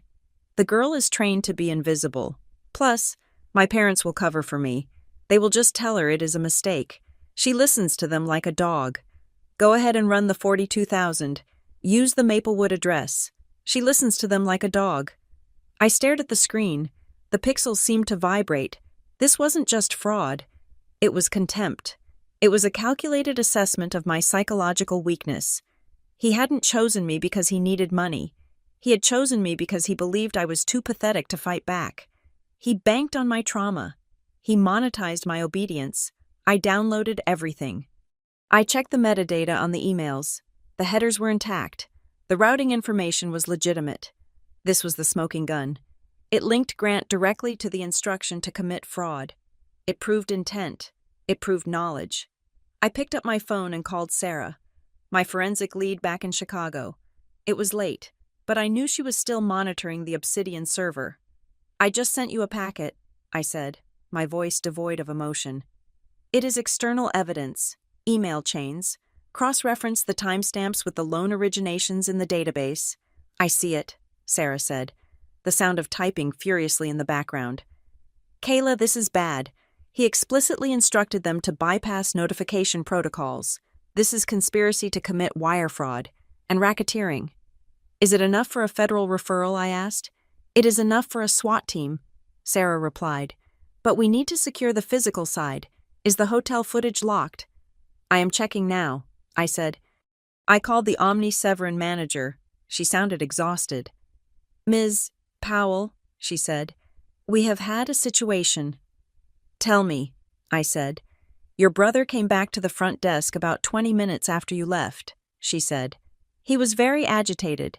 He tried to demand access to the security office. He claimed he lost a proprietary hard drive in the ballroom and needed to review the footage to find it. He offered my night security guard $5,000 in cash to let him into the server room for just 5 minutes. Did he get in? I asked, gripping the phone tight. Absolutely not, the manager said, her voice sharp with professional offense. We called the police. They escorted him off the property. The footage is locked, encrypted, and backed up to our corporate cloud. No one touches it without a subpoena. Thank you, I said. You will have that subpoena by Monday morning. Grant was spiraling. Trying to bribe a security guard to delete footage was a desperate, amateur move. It showed he knew exactly how incriminating his behavior in the ballroom had been. He wasn't the slick executive anymore. He was a criminal trying to burn the evidence while the house was already surrounded. I boarded the plane. I didn't sleep. I spent the flight drafting the escalation memo for Redwood's general counsel. By the time I landed in Chicago at 1 a.m, the narrative was complete. I took an Uber to my apartment, showered, and changed into a fresh suit. I didn't go to bed. I went straight to the Redwood office. The building was quiet, a hum of servers and cleaning crews. At 7 a.m, my phone rang. It was my father. I debated not answering, but I needed to know their position. I needed to know if there was any shred of morality left in the people who raised me. Kayla, he said. His voice wasn't angry anymore. It was tired. It sounded old. Dad, I said. We need to stop this, he said. Grant is at our house. He is not doing well. He is talking about leaving the country. You have scared him to death. Good, I said. Flight risk is another factor for the bond hearing. Kayla, listen to me, my father said, his voice hardening slightly. We can work this out. Grant admits he made a mistake with the paperwork. He is willing to rewrite the loan. He will pay it off immediately. But you have to drop the Redwood investigation. You have to tell your bosses that you found the original consent form. There is no consent form, I said. We can make one, he said. The words hung in the air, heavy and poisonous. We can backdate it. Mom and I will witness it. We will say we saw you sign it 4 years ago. It fixes everything. Grant keeps his merger. You get your name cleared, and the family stays intact. I closed my eyes. They were willing to commit perjury. They were willing to forge a legal document and lie under oath, risking their own freedom, just to keep Grant on his pedestal. And what about the email, I asked. What email? The email where Grant told his fixer that I was dumb as a rock and that I listened to you like a dog. I said, the email where he told them to use your address specifically so I wouldn't find out. Are you going to witness a document that explains that away? Dad. Silence, long, heavy silence. He didn't mean it, my father said weakly. He was just venting. Business talk. No, I said. That is not business talk.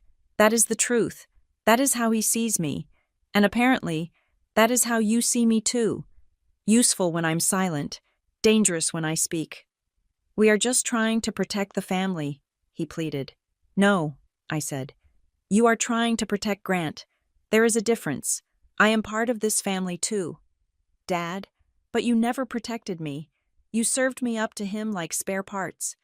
I realized then, with a finality that broke my heart and set me free simultaneously, that they would never change.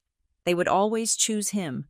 If Grant murdered someone, they would ask me to help hide the body, because I was good at cleaning. I am hanging up now, I said. Do not contact me again. Any further communication goes through Redwood's legal department. Kayla, if you do this, you are an orphan, my father said, his voice trembling with a final threat. I have been an orphan for a long time. Dad, I said. I just didn't know it. I ended the call. I walked into the conference room where Marcus Thorne and the legal team were gathering. It was Sunday morning. They had all come in because of the packet I sent. We reviewed the emails, Marcus said, looking up from a stack of papers. He looked serious, impressed, and a little frightening. This is extensive. Kayla, it is not just Sterling Horizon. It is a network involving 3 other shell companies. We are looking at a RICO case. What is the play? I asked, sitting down at the head of the table. We don't just kill the merger, Marcus said. We are legally obligated to report this to the SEC and the DOJ. If we don't, Redwood becomes an accessory after the fact. We have to burn them down to save ourselves. He slid a document toward me. It was a formal complaint, ready for filing with the federal court. It named Grant Powell, Travis Miller, and Sterling Horizon Financial as defendants. The plaintiff is Redwood Ledger Systems, Marcus said, but we need a lead counsel on the record who can testify to the authenticity of the personal data, someone who can stand in court and say, that is my signature, and it is a fake. I looked at the document. I looked at the space for the lead counsel's signature. This was the point of no return. Signing this meant destroying my brother's life. It meant putting my parents through a public scandal. It meant I would never sit at a Christmas dinner with them again. I thought about the dog comment. I thought about the too dumb for law school speech. I thought about the $42,000 that was just a number to them, but was my entire credibility to me. I picked up the pen. I am not just a witness, I said. I am the counsel. I signed my name, Kayla M. Powell. The ink was black, permanent, and sharp. File it, I said, and send a copy to the acquiring bank. Let's make sure that by the time Grant wakes up, he doesn't have a company to go to. The machine began to turn. The lawyers started making calls. The paralegals started printing exhibits. I stood up and walked to the window, looking out at the city I had conquered on my own. The reunion was over. The investigation had begun. And for the first time in my life, I wasn't waiting for permission to speak. I was the one giving the orders. The Tuesday night before the hearing was cold, the kind of Chicago cold that seeps through the glass of high-rise buildings and settles in your bones. I was sitting in the lobby of my apartment building, a space designed to intimidate with its marble floors and vaulted ceilings. It was neutral ground. I had refused to meet Grant at a restaurant, and I certainly wasn't letting him into my apartment. When he walked through the revolving doors at 8 o'clock, he looked like a man who had aged 10 years in 3 days. The perfectly tailored suit was gone, replaced by a wrinkled polo shirt and jeans that hung loosely on his frame. He hadn't shaved. The confident, booming executive who had held court at the Omni Severin was dead. In his place stood a terrified child looking for a way out of the principal's office. He didn't hug me. He didn't even say hello. He just sat down on the leather sofa opposite me, wringing his hands together. They froze the accounts, Kayla, he said. His voice was a rasp. Sterling Horizon cannot make payroll on Friday. The acquisition deal is officially dead. The bank pulled the offer letter this morning. I know, I said. I had a cup of tea in front of me. Untouched. I saw the withdrawal notice. You have to stop it, he said, leaning forward. The aggression was gone, replaced by a desperate, pleading intensity. You made your point. You proved you are smart. You proved you have power. Congratulations. You won the game. Now call them off. It is not a game, Grant, I said, and I cannot call them off. This is a federal investigation now. The SEC has the files. The Department of Justice has the files. It is out of my hands. It is never out of your hands, he snapped, a flash of the old Grant appearing for a second before crumbling again. You are the counsel. You can file a motion of whatever, a mistake. Tell them you found the original consent forms. Tell them we had a verbal contract and I just lost the paperwork. If you withdraw your affidavit, the case loses its primary witness. They will drop it. I looked at him, really looked at him. He was asking me to commit perjury. He was asking me to risk my law license, my career, and my freedom to patch the hole he had blown in his own ship. I have prepared a settlement agreement, I said, sliding a thin folder across the coffee table. Grant's eyes lit up. He grabbed the folder like a lifeline. See, I knew you would come through. I knew you wouldn't let me drown. Read it, I said. He opened the folder. His eyes scanned the first page, and his face fell. This says I admit to everything, he stammered. It is a stipulation of facts, I explained calmly. It requires you to admit to the forgery of my signature. It requires you to provide a full list of every other guarantor you fabricated. It requires immediate restitution of the $42,000 plus interest, and a formal cooperation agreement with the federal investigators to identify any other co-conspirators, including Travis Miller. Grant threw the folder down on the table. I can't sign this. This is a confession. If I sign this, I go to jail. You are likely going to jail either way, Grant, I said. If you sign this, you show remorse. You show cooperation. It might knock 3 years off your sentence. If you don't sign it, and we go to court tomorrow, Redwood will seek the maximum penalty for racketeering and aggravated identity theft. You want me to go to prison, he whispered, staring at me with horror. You actually want your big brother to sit in a cell. I want you to tell the truth, I said.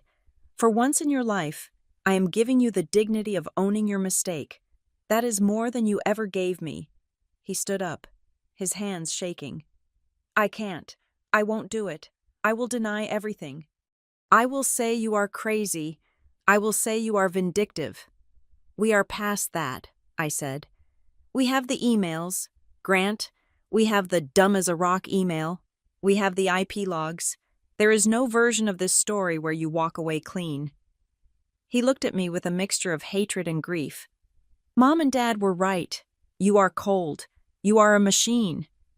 I am a lawyer, I said. He walked out. He didn't look back. He just pushed through the revolving doors and vanished into the night. 10 minutes later, my phone rang. I knew who it was before I looked. You are killing him, my mother sobbed into the phone. She didn't say hello. She just launched straight into the accusation. He called us. He is sobbing. Kayla. He is talking about ending it. How can you be so cruel? He is your flesh and blood. I sat in the lobby, watching the doorman polish the brass railing.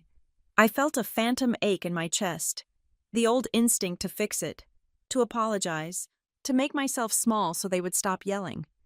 I am not killing him, Mom, I said, my voice steady despite the shaking of my hand. He committed a crime, a serious crime.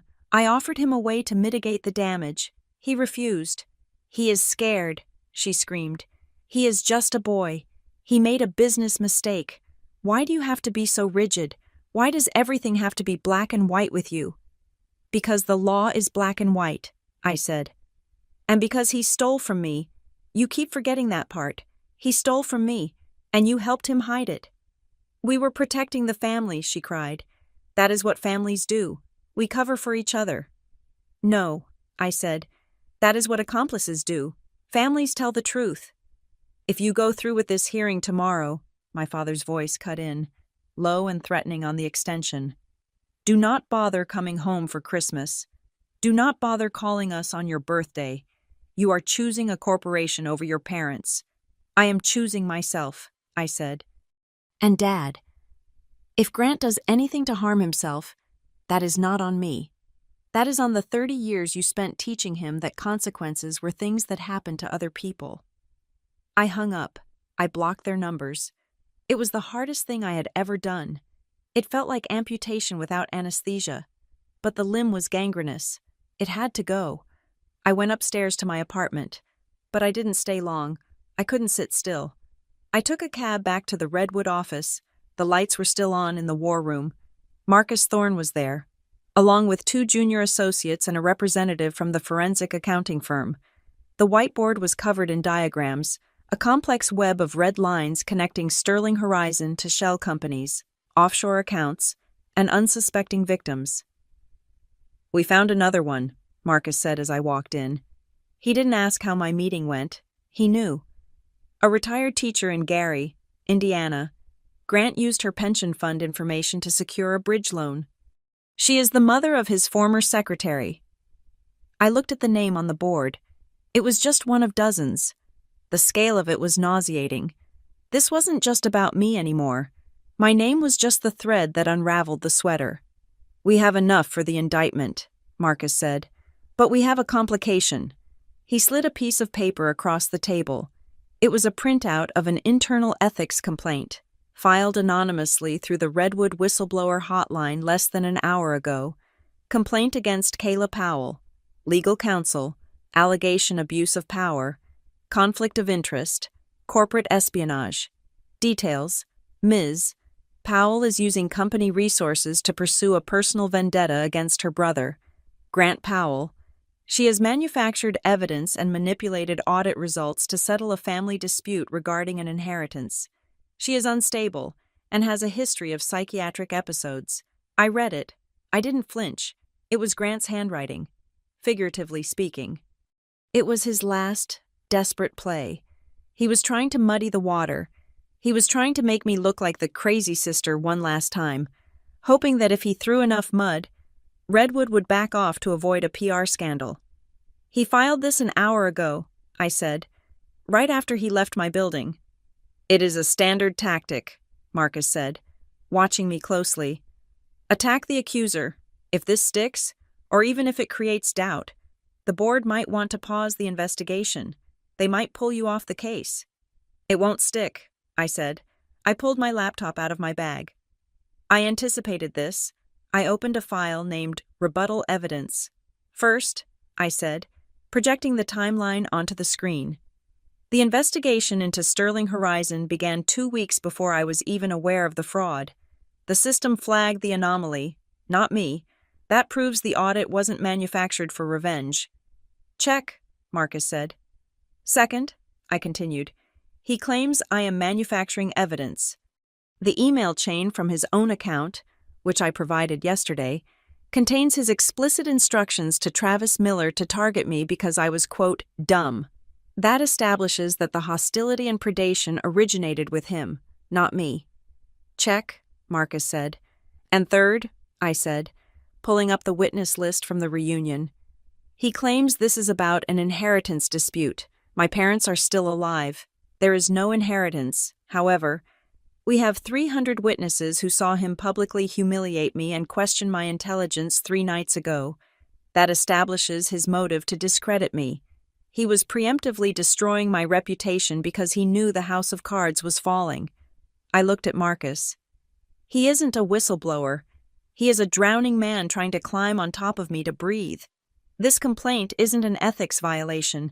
It is further evidence of witness intimidation. Marcus smiled. A rare, shark-like expression. Excellent. We will attach this complaint to the filing as Exhibit G. It proves he is still actively trying to defraud the system. We spent the next 4 hours finalizing the strategy. The goal for tomorrow wasn't a shouting match. It wasn't a dramatic TV moment. The goal was total, suffocating containment. We were going to build a wall of facts so high that Grant couldn't climb over it, dig under it, or talk his way through it. At 3 a.m, the room quieted down. The associates had left. It was just me and the files. I walked to the window and looked out at the Chicago skyline. The city was asleep, a grid of amber light stretching into the darkness. I felt a profound sense of loneliness. Tomorrow, when I walked into that hearing room, I would be legally severing myself from my past. I would be confirming to the world that the Powell family was a lie. I would lose the barbecue invitations, the Christmas cards, the illusion of belonging. I thought about the little girl who used to wait by the window for her big brother to come home from practice, hoping he would play catch with her. I thought about the teenager who showed her report card to her father, hoping for a well done that never came. I was grieving them, but I was also grieving the version of myself that had loved them, that Kayla, the hopeful, eager, quiet Kayla, had to die so that the counsel could live. I turned back to the conference table. My pen was sitting on top of the final affidavit. It was a heavy, expensive fountain pen. I had bought it for myself when I passed the bar exam. I picked it up. The weight of it felt good in my hand. It felt like a tool, not a toy. I signed the final page of the strategy brief. Kayla Powell, Counsel. I put the pen down. The sound was sharp, definitive. It sounded like a lock clicking shut. I am ready, I whispered to the empty room. I wasn't the little sister anymore. I wasn't the daughter. I was the evidence. And tomorrow, the evidence was going to speak. The The conference room at the Federal Arbitration Center in downtown Chicago was designed to make people feel small. The walls were paneled in dark walnut. The table was a slab of polished granite long enough to land a plane on, and the air conditioning was set to a temperature that suggested the building itself had no pulse. I arrived exactly 3 minutes early. I was not alone. Flanking me were Marcus Thorne and the lead litigator for the Department of Justice, a woman named Reynolds who looked like she ate sharks for breakfast. We walked in. Grant was already there. He was sitting on the opposite side of the table, flanked by a criminal defense attorney whose billboard I had seen on the highway near the airport. My parents were sitting in the back of the room on a leather bench, looking like two people attending a funeral for someone they didn't particularly like. When I walked through the door, Grant looked up. He had shaved, and he was wearing a suit that cost more than my first car, but the confidence was gone. He looked brittle. He looked at me, expecting to see his little sister, the one who flinched when voices were raised, the one who apologized for taking up space. Instead, he saw the counsel. I walked to the head of the table. I didn't look at my parents. I didn't look at Grant. I placed my briefcase on the granite surface. I opened it with a sharp, distinct click. I took out my nameplate, a simple, engraved block of acrylic that read, Kayla Powell, Lead Counsel, Redwood Ledger Systems, and set it down facing him. It was the answer to every joke, every insult, every too dumb for law school comment he had made for 15 years. The silence in the room was absolute. The arbitrator, a retired federal judge with eyes like flint, cleared his throat. We are here to record the deposition and preliminary findings regarding the fraud allegations against Sterling Horizon Financial and Mr. Grant Powell, counsel for the plaintiff. You may proceed. I remained seated, my posture perfect. Thank you, Your Honor. We are not here to debate a misunderstanding. We are here to document a systemic architecture of identity theft. Grant's lawyer, Mr. Sterling, leaned forward. Objection to the characterization. My client asserts that these were informal family loans, secured with verbal consent, which have been blown out of proportion by a disgruntled sibling with a conflict of interest. He looked at me with a smirk. He thought he could dismiss me as the emotional sister. I didn't blink. I slid a document across the table. Exhibit A, I said, my voice cool and detached. This is an email chain dated 4 years ago between Grant Powell and Travis Miller of Obsidian Consulting. In this exchange, Mr. Powell explicitly instructs his associate to target family members of his employees because, and I quote, they are soft targets who will not check their credit reports. Grant flinched. His lawyer snatched the paper, reading it rapidly. His smirk vanished. Exhibit B, I continued, sliding the next pile of papers. This is a forensic analysis of the Sterling Horizon server logs. It shows that over a period of 5 years, Mr. Powell's company originated 112 loans using the identities of non-consenting guarantors. These guarantors were almost exclusively the mothers, fathers, and siblings of his staff. He called this the safety cushion model. He used the people who loved him as human shields for his high-risk trading. The room went cold. My parents shifted in their seats. They were hearing this for the first time, that it wasn't just me, that their son was a predator who hunted families. This is conjecture, Grant's lawyer stammered, but he sounded unsure. These are data interpretation errors. Let us discuss the specific error regarding my client, I said, switching to the third person to emphasize the distance. The defense claims I gave verbal consent for a $42,000 loan on June 12th, 4 years ago. We stand by that, Grant said, speaking for the first time. His voice was raspy. She called me. She told me to sign it for her. She wanted to help. I looked at him. You are under oath.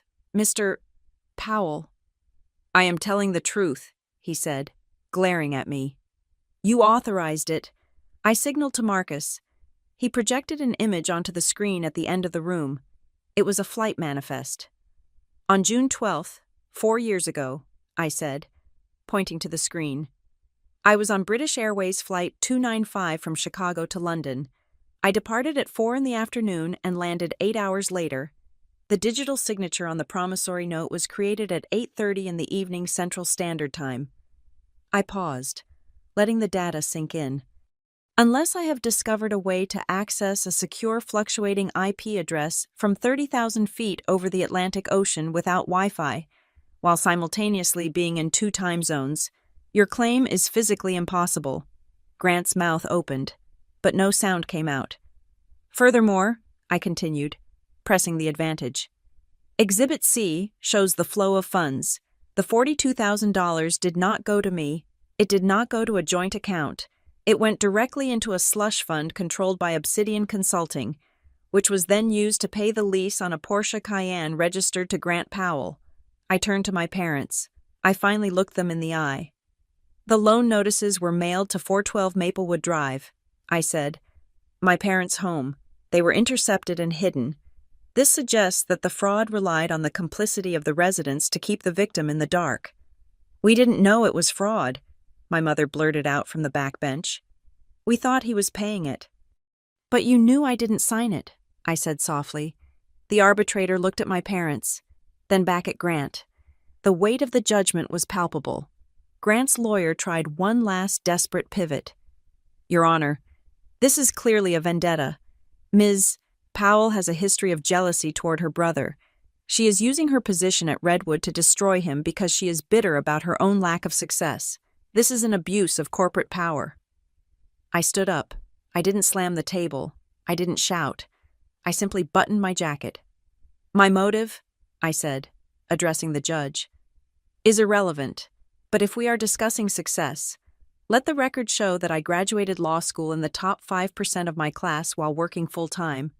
I passed the bar on my first attempt, and I am currently the lead counsel for a Fortune 500 compliance firm. My brother, by contrast, is a fraudster who had to steal his little sister's identity to buy a car he couldn't afford. I leaned over the table, looking directly at Grant. I am not jealous of you. Grant, I am the person who is cleaning up your mess. Again. Grant's face turned a violent shade of red. The pressure cooker finally exploded. He stood up, knocking his chair back against the wall. I didn't steal it, he screamed, his voice cracking with hysteria. I borrowed it. I only used your name one time. One time. Kayla. I was going to pay it back. You are ruining my life over a loan I was good for. The room went dead silent. The court reporter's fingers flew across the steno machine, capturing every word. Grant froze. He realized what he had just said. I only used your name one time. He hadn't said, she let me use it. He hadn't said, it was an agreement. He said, I used it. He admitted to the act. He admitted to the lack of consent. His lawyer put his head in his hands. Thank you, Mr. Powell, I said, sitting back down. We accept your confession to count 1 of the indictment. The rest of the hearing was a blur of administrative violence. The arbitrator issued a freezing order on all of Grant's assets. The Department of Justice representative formally accepted the file for criminal prosecution. The settlement offer was withdrawn. Grant wasn't just losing his company. He was looking at 5 to 10 years in federal prison. When the session ended, the guards moved in to escort Grant out. He didn't look at me. He looked like a ghost. He looked like a man who had woken up in a nightmare he had built for himself. I packed my briefcase. I felt light. The crushing weight that had sat on my chest since high school, the weight of being the lesser Powell, was gone. I walked toward the exit. My parents were standing by the door. They looked smaller than I remembered. My mother was crying, but it wasn't the manipulative crying of before. It was the weeping of a woman who had lost everything. Kayla, my father said. His voice was shaking. How could you? He is your brother. You destroyed the family. I stopped. I looked at them, really looked at them for the last time. I saw the fear in their eyes. They weren't afraid for Grant anymore. They were afraid of me. They were afraid of the truth I carried. I didn't destroy the family. Dad, I said, my voice calm and final. I just stopped letting the family destroy me. I didn't wait for a response. I pushed open the heavy oak doors and stepped out into the hallway. The air in the corridor was cool and smelled of floor wax and coffee, but to me, it smelled like oxygen. I took a deep breath, filling my lungs. I checked my watch. I had a flight back to Chicago in 2 hours. I had a team waiting for me. I had a career that I had built with my own 2 hands, brick by invisible brick. I walked down the long hallway, my heels clicking a steady, powerful rhythm on the marble. I wasn't the girl who was too dumb for law school. I wasn't the sister who needed to be protected. I reached the glass doors at the end of the hall and pushed them open. Stepping out into the bright, blinding sunlight of the city, I had walked in as a victim, but I walked out as counsel. Thank you so much for listening to my story. I would love to know where you are tuning in from. Please drop a comment below, and let's share our thoughts on this journey. If you enjoyed seeing justice served, please subscribe to the Maya Revenge Stories channel, like this video, and smash that hype button so more people can hear this story.